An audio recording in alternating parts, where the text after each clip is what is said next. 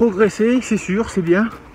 Et de toute façon, j'ai l'impression qu'on se donne quand même à chaque fois ce petit côté challenge, à toujours vouloir faire plus, courir plus vite, arriver avant. C'est assez terrible, mais c'est vrai que l'humain il a ça en lui, donc progresser, ça me semble quand même important, même s'il faut savoir se modérer malgré tout dans la progression, savoir y aller à son rythme et quelque chose d'important de façon quotidienne, ou en tout cas avec une fréquence assez rapprochée. En tout cas pour moi c'est le 5e jour.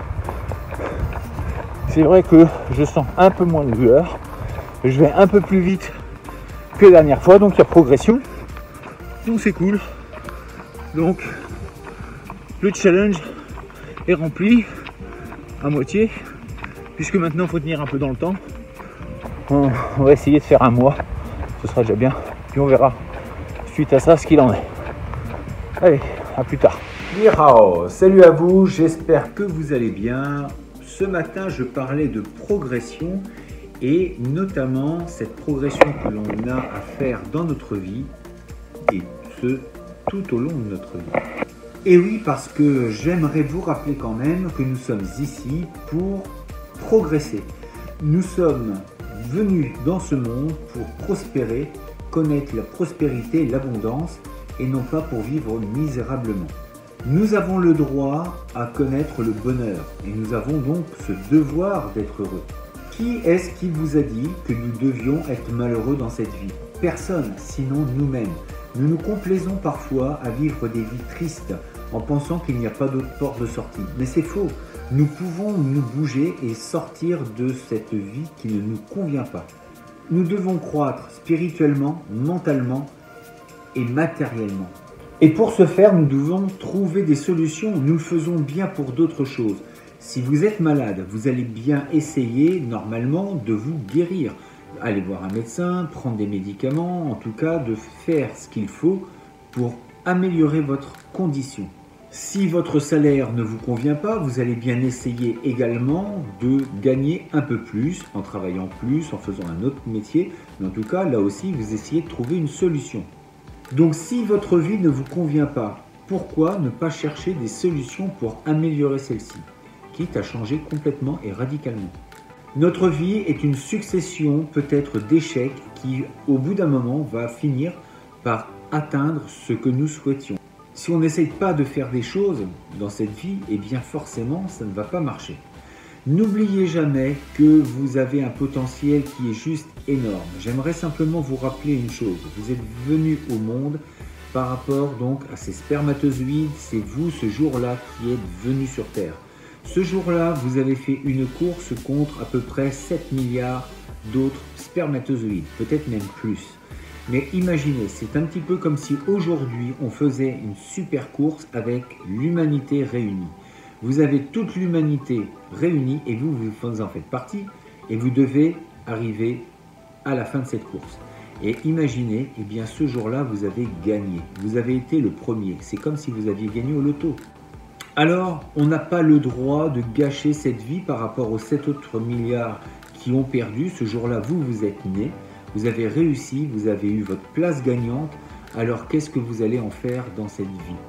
C'est important parce qu'on n'est pas là par hasard, on s'est battu. Ça veut dire qu'il y a un moment, on s'est vraiment battu pour arriver là où nous en sommes. Et donc, nous avons donc quelque chose à faire dans cette vie. Et non pas simplement regarder la télé ou se complaire à notre situation. La vie nous montre que nous devons progresser. Et même par exemple, dans toutes les activités, il y a toujours des niveaux. Regardez par exemple, donc je vous ai dit, je fais des arts martiaux. Et bien dans les arts martiaux, c'est pareil. Il y a des cadres, il y a des cadres techniques à bien maîtriser pour pouvoir acquérir une nouvelle ceinture. On passe de la ceinture blanche à la ceinture, alors pour les grades japonais, la ceinture blanche, ensuite la jaune, l'orange, la violette pour certains, la marron, etc., etc., la noire. Et ensuite, il y a les fameux dan. Pour certains, on en a même 10 dan, voire 11, et peut-être même 12, je crois, dans certains. Bref, en tout cas, il y a des gens qui voudront toujours accéder au fameux Graal, et pour certains, ça restera inaccessible, parce qu'il faut commencer tôt, il faut vraiment se donner à fond dans cette discipline, et un jour, par contre, si on s'y tient, il y a de grandes chances pour qu'on puisse obtenir les plus hauts grades. Mais là donc aussi, nous sommes bien dans une représentation de la vie où il faut s'améliorer pour acquérir de nouvelles compétences et pour accéder à une marche un petit peu plus élevée. Et ça, ce sera toute notre vie. Nous sommes appelés à évoluer. C'est vraiment le propre de l'homme, apprendre, être curieux, s'émerveiller de ce monde et essayer de le rendre meilleur.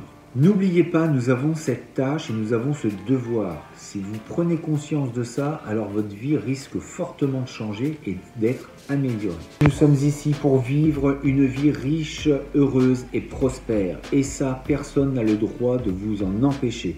Vous avez le droit à cette vie, à cette abondance. Il n'y a rien qui puisse vous en empêcher, sinon vous-même.